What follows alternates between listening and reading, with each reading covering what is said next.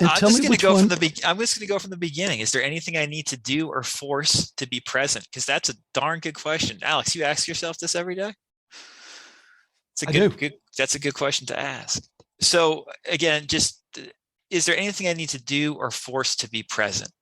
Okay, we hear obviously all the time in popular culture now, be present, stay in the moment. And, that lends itself to the question, well, how do I do that? And do I have to do something special or do I have to force it? And people go so far as to be like, well, you have to meditate a certain way or breathe a certain way or say a mantra in a certain way. And in my opinion, that's all baloney. You do not have to force anything to be here right now. Again, like Alex just mentioned, this is just logic. You're here. There's nothing you have to do to be here. How could you have to force yourself to be what you already are? You're here. So there's nothing you have to force. And as Alex touched upon too, there's going to be a lot of implications from this.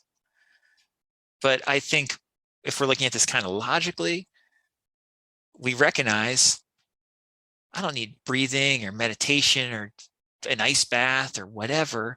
I'm just here. I love that.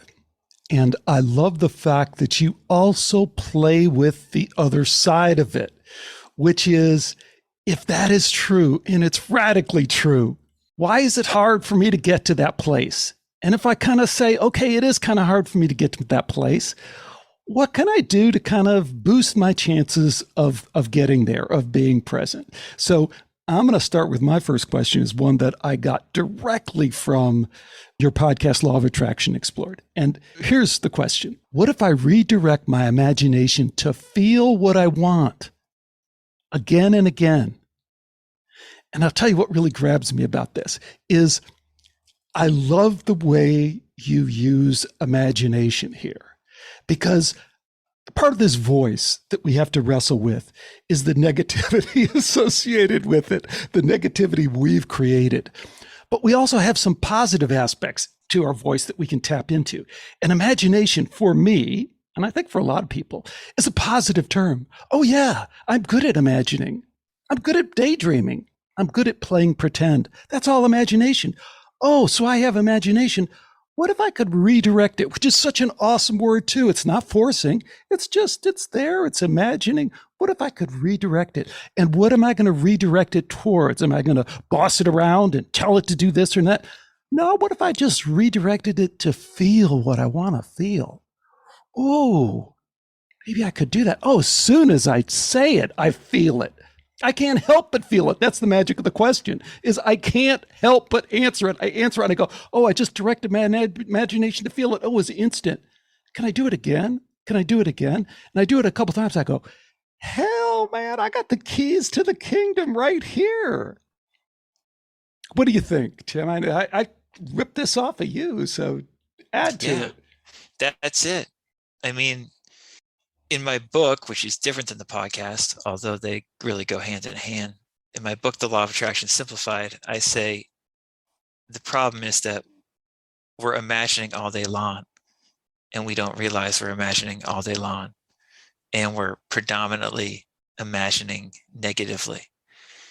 And as Alex just said, I mean, if you can work with your imagination, as we all do, because we also imagine positively, we've all done that in the past. Even though we are imagining negatively, it's kind of like we're doing that just on autopilot. So how about if we start playing with this whole idea more and realize that if we are seemingly always imagining, if really imagining might just be another word or synonymous with our thinking or consciousness, why don't we just start imagining more of what we want? And it sounds easy to do, and it can be more difficult than it sounds, but it also can be as simple as what Alex just mentioned about redirecting yourself to what you want to feel right now. Because I'm not talking about changing anything in the external world when I talk about redirecting your imagination right now. It's that what you want right now, if you're imagining all the time, you can imagine what you want to feel. or you can at least start to touch that. If you can't quite get there in the imagination, you can at least start redirecting it so you're getting a little bit closer. And the closer you get, the easier it will be to feel it. And even if you can't go all the way right now, you'll start to loosen up some, and you might be feeling like crap. And by thinking about what you really want to feel, you'll start not feeling as lousy and neutralize some of that negativity in the very least. And what Alex is saying, and many people can do this, they can just redirect until they're feeling pretty darn good, having done nothing except just use their minds and bodies to imagine what's going on right now in the present moment.